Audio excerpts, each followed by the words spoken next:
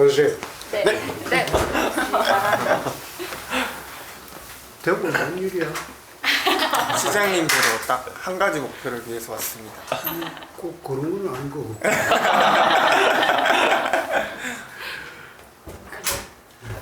자, 네.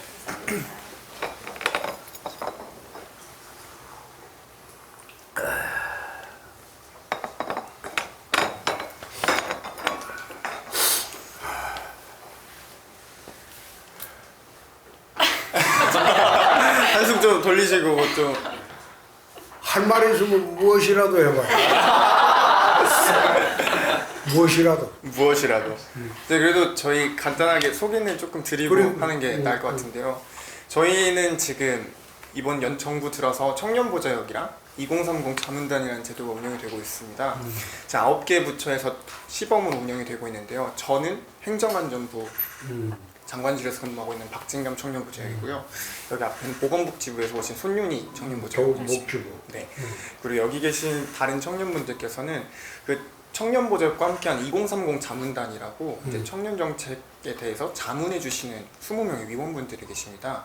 그래서 이분들은 행정안전부에 소속되신 2030 자문단원분들이 시장님 함께 뵙기 위해서 오늘 찾아왔습니다. 오늘 나름 저희도 중앙 쪽에서 여러 가지 정책을 좀 다루고 있는데 이제 시장님께 여러 가지 조언이나 하고 싶은 말 있으면 해. 뭐라도 상관없어요. 혹시 뭐 하고 싶은 말 지금 시작에 강력하게 던지시고 싶고요. 이제 편하게 해봐. 뭐라도 상관없어. 그럼 약간 좀 가볍게 그걸 네 저희도 지금 한창 불타는 청년기를 보내고 있는데 시장님께서도 그 어느 때보다 불타는 청년기를 보내신 걸로 익히 알고 있습니다만은 우리 때하고는 지금은 세태가 많이 다르죠. 세태가 많이 다르죠. 우리 때는 먹고 살기가 힘들고 팍팍하던 시절이야.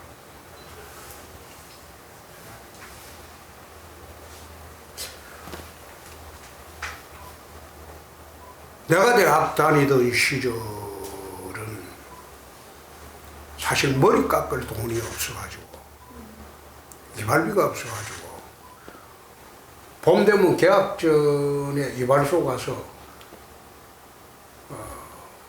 머리를 빡빡 밀어요. 그리고 가을쯤 되면 또 한 번 밀어요. 그때는 장발 단속도 하던 때야. 장발이 이제 어느 정도 길면 뒤에서 가이드 하던 박정희 시절이었는데, 그래서 봄 되면 개학 전에 머리를 한번 깎고 그냥 놔뒀다가 가을 되면 또 한 번 깎고 1년에 머리 2번 깎던 시절이에요. 그리고 대학생 아르바이트라는 거는 유일한 거는 가정교사뿐이었어. 그러니까 먹고 살기가 힘들고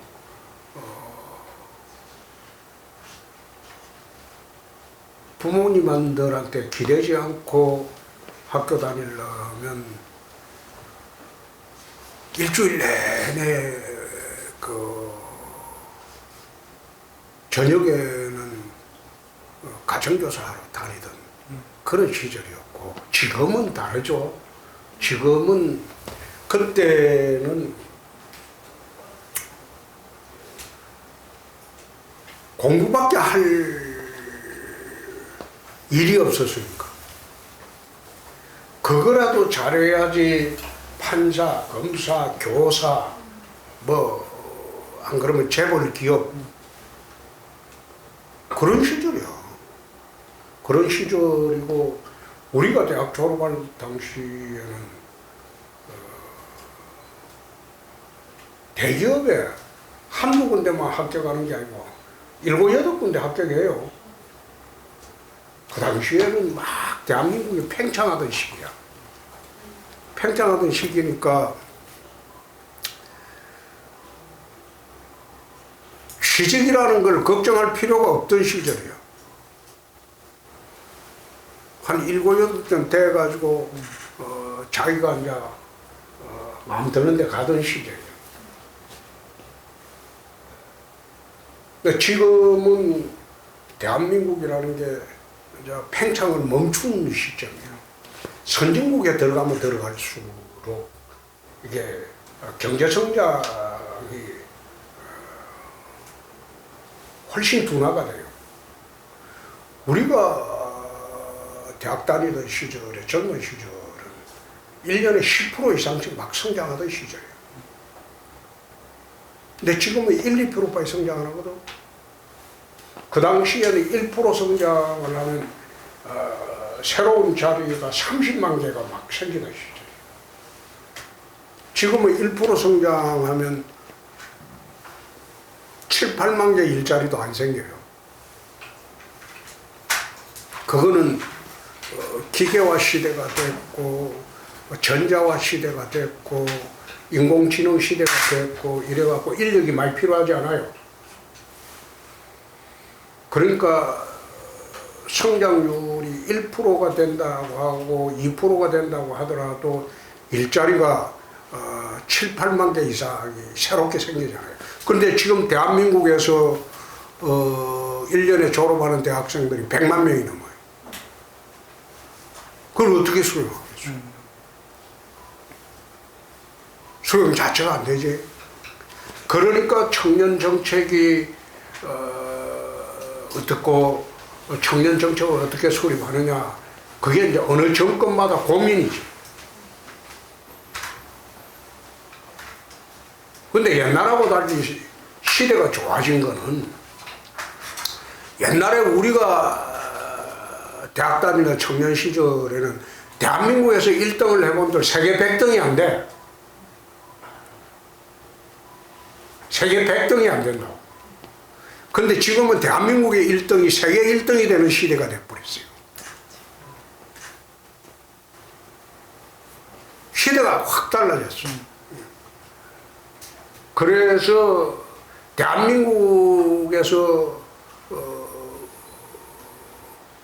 새롭게 발명한 기술은 세계 최고의 기술이 되는 그런 시대가 돼버렸어. 그러니까 지금은 청년들한테 우리가 다닐 때보다 기회가 훨씬 많은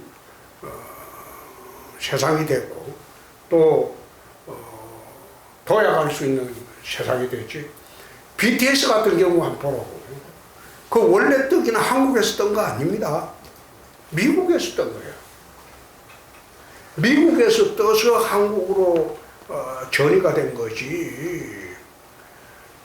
우리나라 이미자 선생이 그렇게 아름다운 목소리를 갖고 있어도 세계의 이미자라는 말은 못 듣잖아.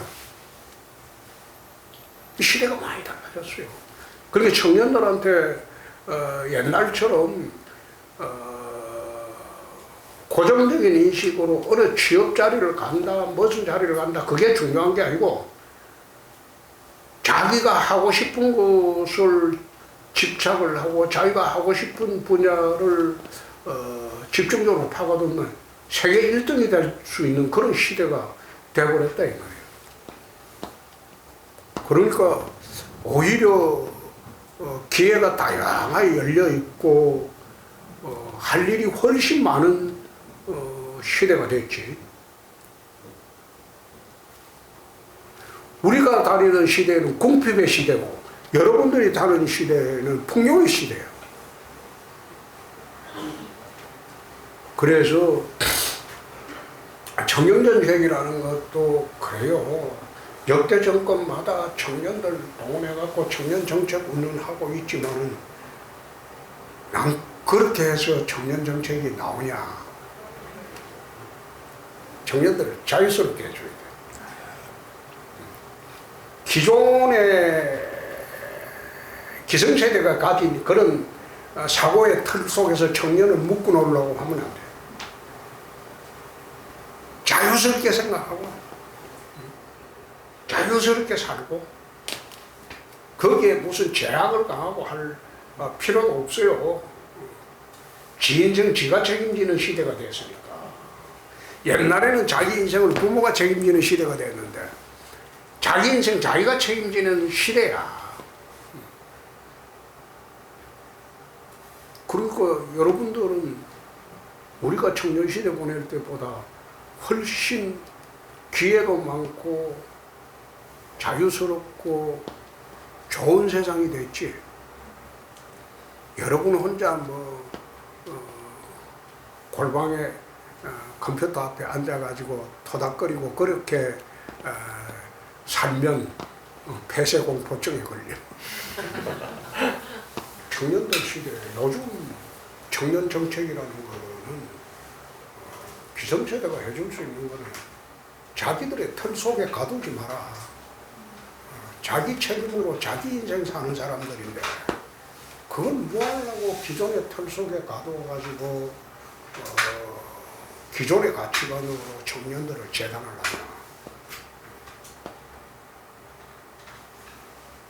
자유스럽게 살고 자유스럽게 생각하고 그 속에서 새로운 세계가 나오고 또 새로운 가치가 생기는 겁니다.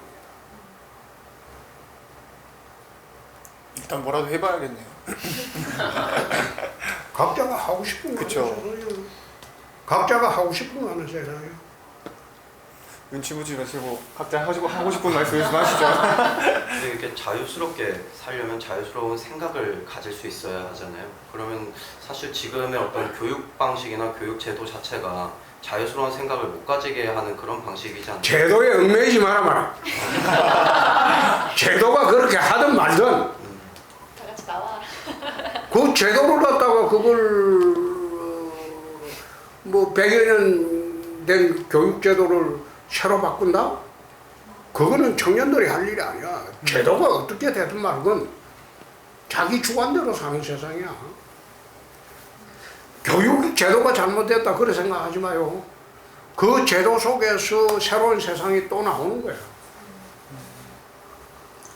시장님 얘기 듣다 보니까 말씀 듣다 보니까 저는 요즘 생각이 드는 게 꼰대 같지 않은 어른이 되려면 진짜 어른이 되려면 어떻게 해야 될까라는 생각을 하는데 참 말씀하시는 게 꼰대 같지 않은 어른으로서 할 수 있는 말씀을 다 해주시는 것 같아서 아니, 어떻게 꼰대라는 하면- 개념이 네. 그거예요.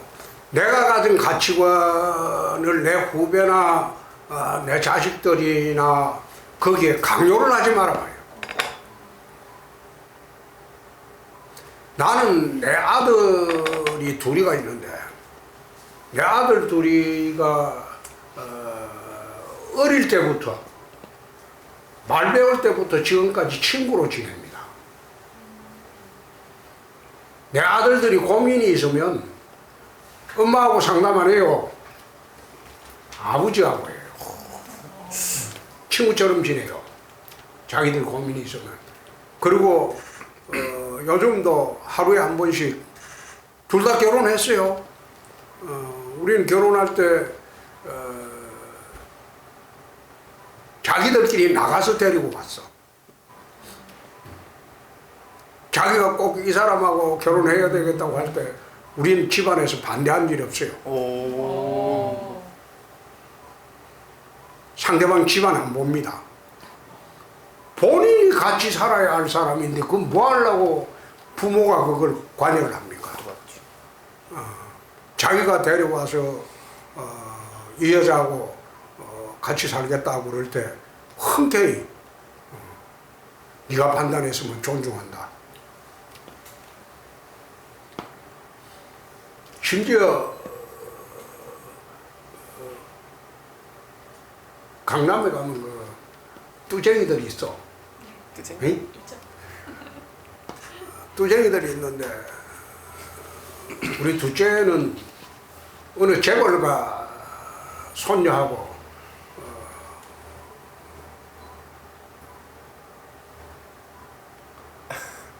그 미팅 소개팅. 소개팅하러 예. 갔다 와서 예.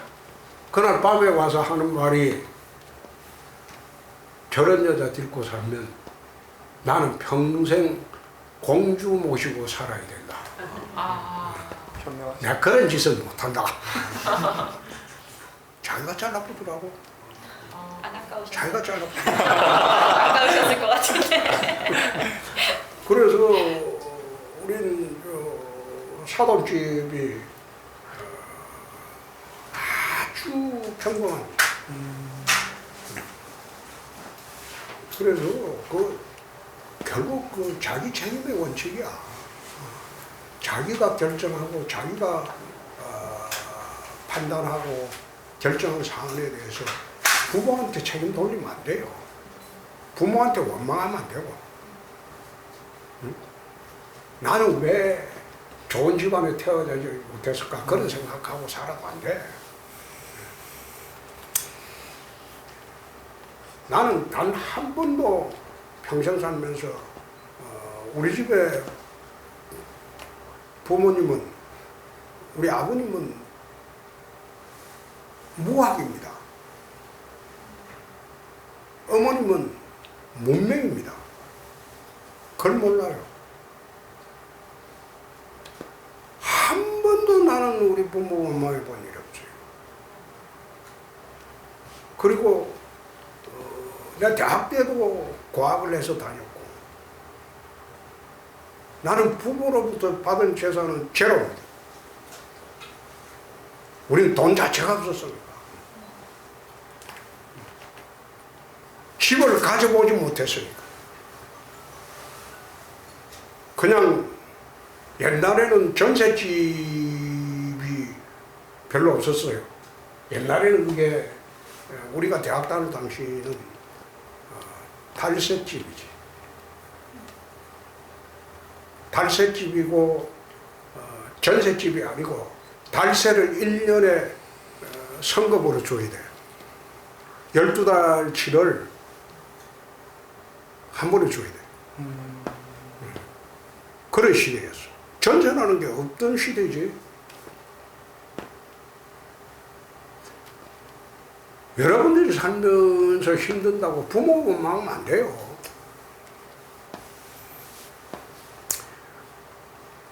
나는 평생을 우리 부모님한테 고맙게 생각하고 살았어.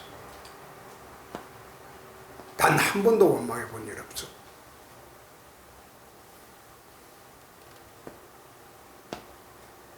그러니까 내 부모가 못나서 내가 힘들게 산다. 그 생각하면 진짜 나쁜 놈이야.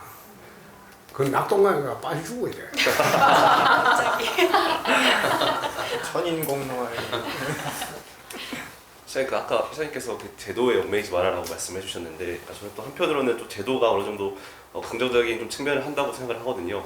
또 그런 맥락에서 또 뭐 여러 가지가 뭐 이렇게 제도라든지 아니면 뭐 여러 가지가 있는, 저는 교통 인프라도 어떻게 보면 제도적인 측면에 있지 않을까라는 그런 맥락에서 이번에 또 회장님께서 또 대구와 또 이렇게 광주를 잇는 달빛 고도를 또 추진 중이지 않습니까? 그건 이제 어떻게 이제 결론이 날지 뭐 내가 민주당하고도 친해요.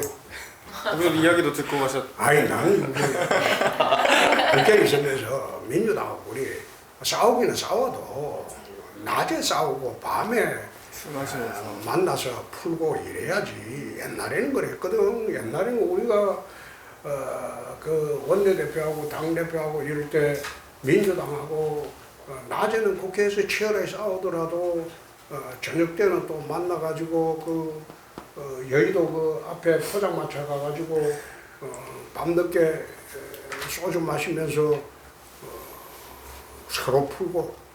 조직이라는 게 최소한의 위계 질서가 있거든. 그리고 조직이 유지되려고 하면 그게 위계 질서가 최소한에 있어야 돼요. 우리가 마음대로 생각하고 하라고 해서 그걸 갖다가 윗사람을 갖다가 깔보고 덤비고 그렇게 하라는 건 아니야. 서로 존중해야지. 그 요즘 약간 그 국회도 판이 좀 바뀌어야 된다. 젊은 사람들도 정치 많이 해야 된다. 이런 이야기 많이 나오고 있잖아요. 그거는 참 나는 이렇게 유럽이나 영국 가면 정당 가입 연령이 16세입니다. 고등학교 때부터 가야 돼요. 그리고 자기 지역에서 지방자치훈련이 잘 돼 있어요. 우리나라 기준으로 하면 그 보통 30세 이상 겪어야 하는 그런 정치 시스템을 딱 우리나라보다 절반 이상의 나이에 겪고 있어요. 우리나라는 그 역량을 갖추려면 유럽이나 저런 나라하고는 달라요. 그거는 태어나가지고 어릴 때부터 민주주의 교육을 받아요. 예? 그리고 지방자치의 풀뿌리부터 전부 경험을 하면서 민주적인 소양을 어릴 때부터 다 갖춰가지고 20대 중후반에 의회로 나와요. 근데 우리나라가 20대 중후반이라면 우리나라는 40대 중후반에 해당하는 그런 역량을 얘들은 20대 중후반에 갖춰요. 그 말씀하신 역량이 아까 말씀하셨던 공부를 해. 공부. 뭘 하더라도 청년 시절에 책을 많이 읽어야지. 여러분들 졸업하고 난 뒤에 내가 검사로 인관되고 난 뒤에 인관되기 전에 읽었던 책보다 인관되고 난 뒤에 읽은 책이 훨씬 적어요.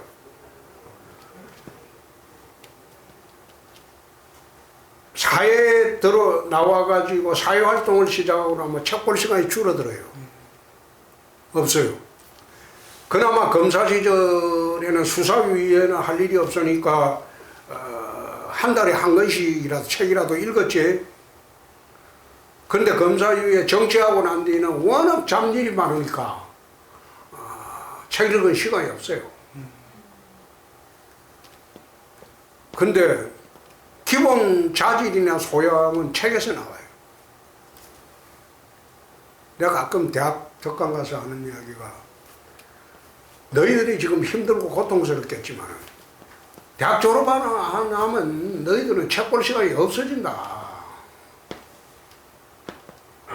그건 사회에 부딪히면서 몸으로 익히는 것밖에 안 남는다. 그런데 역량을 키우려면 내가 알고자 하는 분야에 책을 많이 읽어요. 책을 많이 읽고 그 다음에 이제 실력을 갖춘 후에 뭔가 하겠다고 해야지. 그렇지 않고 나이를 기준으로 내가 요즘은 거꾸로 나이를 기준으로 대접받아야 하는 풍토가 이상하게 생기는 바람에 더 이상해진 거예요. 그러니까 내 말은 책을 많이 그런 맥락에서 어떻게 그 청년들에게 이건 읽어봐라. 추천해줄 만한 책 하나. 나는 그런 거 제안 안 해. 자기가 알고 싶은 분야의 책을 내가 만약 뭐 블랙체인인가? 블록체인을 하고 싶다. 그 책을 꼭 읽어보고 또 그거 어느 정도 이해가 되면 그 다음 내가 뭐 앉아서 메타버스를 또 알고 싶다. 메타버스에 대한 자료를 수집해 읽어보고 그리고 앉아서 자기가 관심 갖는 분야에 그게 전공서적을 가지고 밤을 새고 일을 봐도 좋고 그리고 인문학에 관심 가지면 소설책도 읽어보고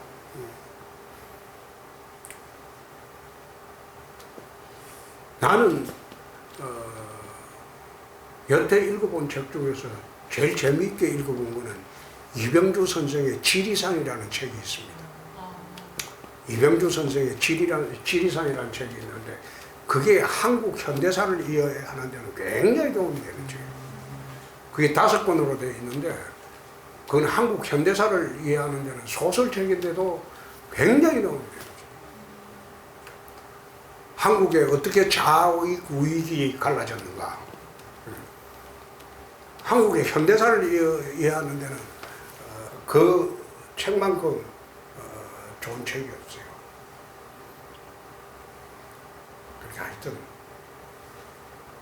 젊은 시절에 열심히 그게 나이 들면 그게 재산이 된다고. 나이 들면 재산이 돼. 대구시장으로 내려와 있으니까 훨씬 편하지. 내가 2년 전에 대선 경선 때 딱 치고 난 뒤에 대구시장 내려가려고 격이 안 맞다는 거 아니야. 격이 안 맞다. 근데 대구시에 내려와 보니까 얼마나 편해. 나 2년 뒤 되면 지금 이래 시끄럽고 세상이 레인족 소리 나오고. 난 그래 예측을 했으니까. 이때는 뻘밭에서 발 빼야 된다. 내년 총선 지난 후에 다시 밭이 조성되면 그때 시작하면 되는 거고 국회 의석원들 별 의미가 없다. 그래서 대구시로 대구시라고 내려와 버렸지. 너희끼리 싸워봐라. 내 말이 맞나 틀리나 보자 약간. 나는 비교적 인생을 재미있게 사는 사람이야. 근데 요즘은 내가 이런 이야기하면 진짜 꼰대 같은 이야기가 되지만 독이 되던데. 요즘은 순정의 시대가 아니야. 낭만이 없습니다. 낭만도 시도는 없고 안 배우고 잔소리 들은 적. 우리가 대학 다니는 시절에는 연애 한 번 하면 그게 곧 이제 인생이 끝까지 가는 거야. 요즘처럼 뭐 한 달 만나다가 차쁘고 뭐 그런 그냥 반성하세요. 한 번 만나서는 그 인생 끝이야. 꺼서 그 죽을 때까지 가는 거예요. 그런 순정이 없는 시대가 되다 보니까 세상이 상망해지는 거예요. 세상이 상망해지는 좀 의리가 없다고 느꼈습니다. 거예요. 의리가 아니고 계산을 좀 많이 하고. 그러니까 너무 정물적인 시대가 돼버렸지. 시대가 저는 사실 대구 청년으로 있으면서 가장 좋은 점이요. 시장님께서 오시고 나서 대구가 많이 알려졌어요. 시장님께서 계시다는 사실 하나. 대구 제가 이제 다른 지역 가서 이야기하면서 대구 사람이라면은 홍 시장님. 홍준표 시장님 계시는 거 아닌데 그게 이제 중앙정부가 대구시를 깔보지를 않아요. 맞습니다. 대통령실이나 행정각부에서 옛날에는 대구시에 국장이 올라가면 서울의 사무관도 안 만나줬어. 그렇게. 너무했다. 근데 요즘은 대구시 국장이 올라오면 서울의 국장이 내려와. 중앙부처에. 그러니까 그건 시도의 위상이야. 시도의 위상이야. 그 요즘은 중앙부처의 장관도 대구시장 말을 잘 들어요. 어느 부처일까요? 옛날에는 중앙부처의 장관은 대구시장 이거는 만나주질 않았어. 그걸 뭐 17개 광역단체장이 있는데 그거 누가 만나주냐? 근데 요즘은 우리 공무원들이 중앙부처 가면 일할만 하지. 중앙부처에서 잘 대해주고 또 무시 안 하고 존중해주고 또 협력 잘해주니까 내 있을 때까지는 그럴 거야.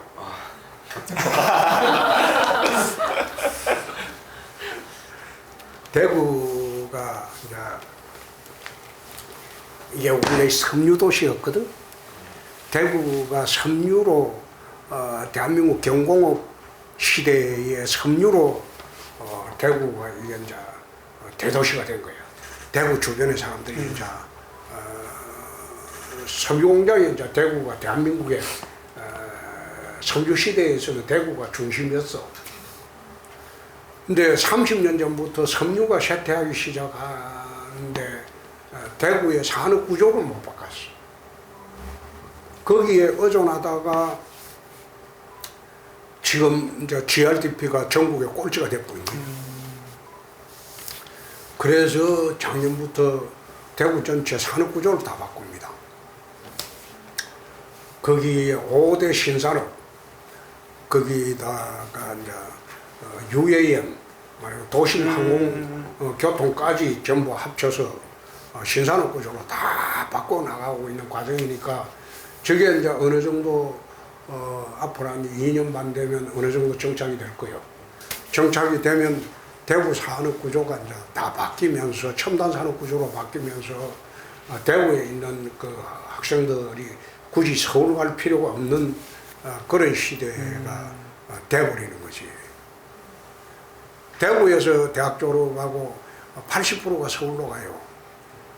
근데 서울에 있는 대학 애들도 성공하기 어려운데 대구에서 올라가서 그게 성공하기 쉽겠습니까?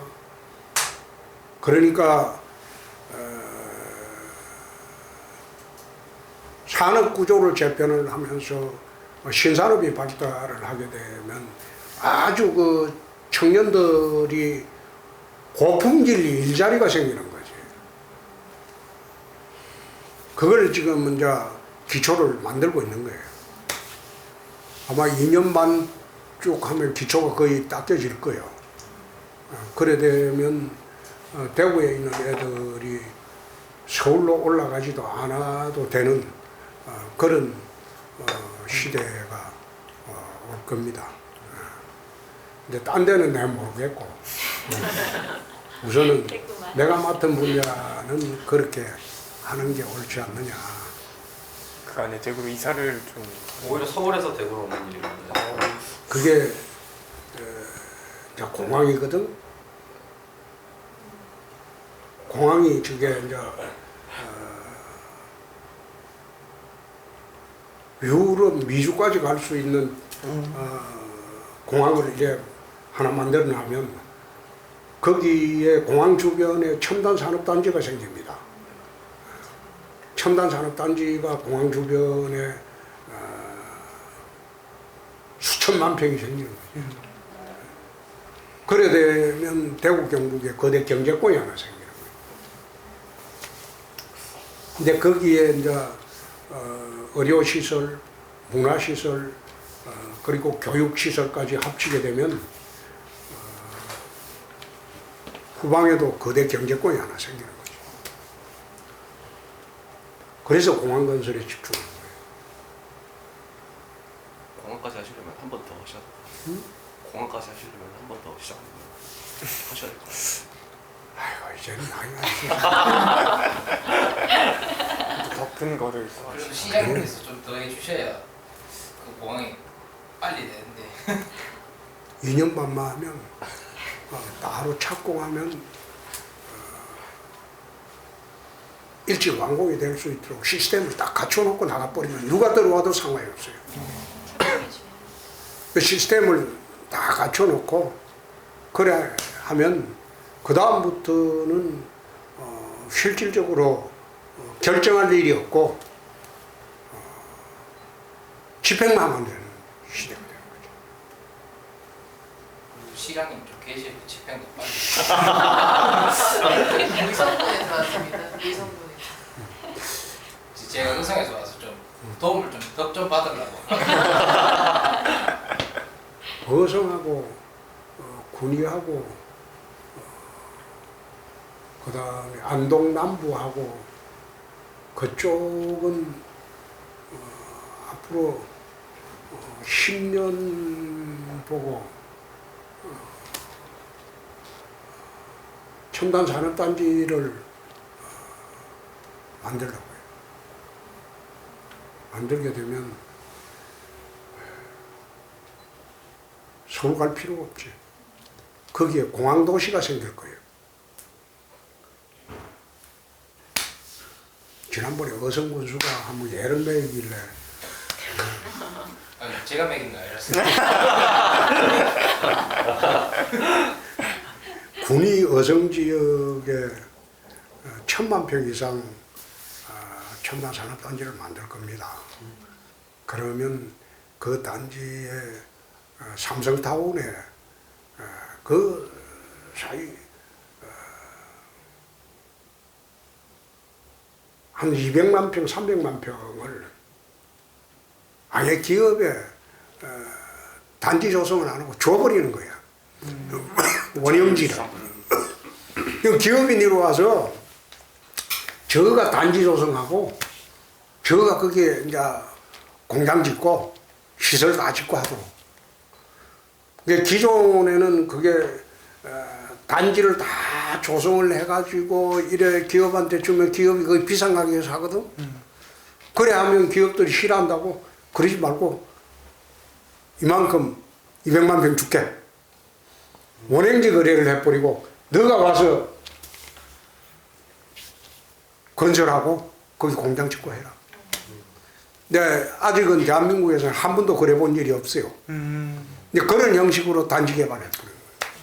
그럼 기업은 좋지. 기업한테 뻘밭들을 갖다가 한 100만 평을 주워버린 거예요. 이거 전부 정지 작업해갖고 너가 100년 써라. 100년에 1달러만 내라. 그럼 기업들이 와서 신나가지고. 저가 알아서 다 개발하지. 그런 식으로 파격적인 개발 방식을 도입 안 하고는 새방강은 50년이 가도 개발이 안 돼요. 그 대한민국을 개발하는데도 개발 방식을 바꿔야 돼.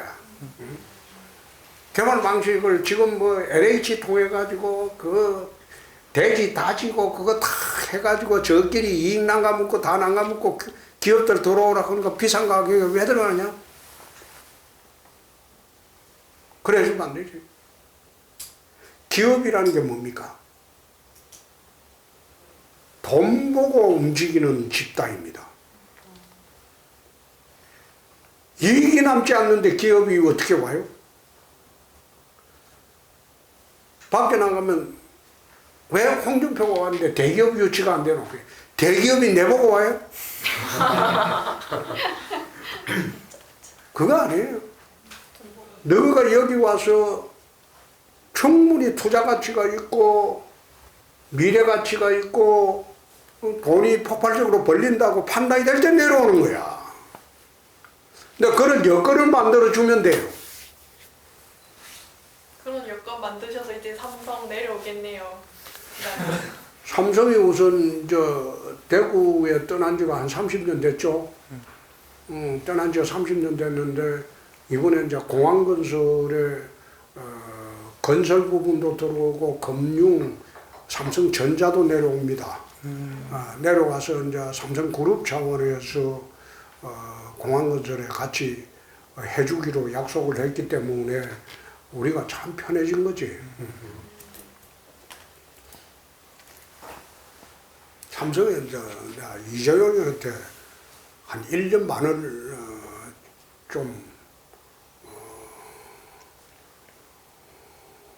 요청을 했지. 거기도 약간 1년 반 동안 하고 싶은 거 해봐라 이런 느낌인가요? 아니지. 1년 반 동안 저 삼성에서 도와주는. 고심 끝에 신호항 건설에 참여하기로 내려오니까 이제 그게 시작이지 뭐. 큰 변화가 진짜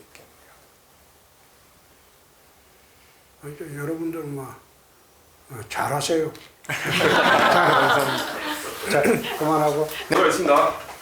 자, 미소 주십시오. 촬영하겠습니다. 하나, 둘, 셋. 감사합니다. 감사합니다. 감사합니다. 감사합니다. 감사합니다.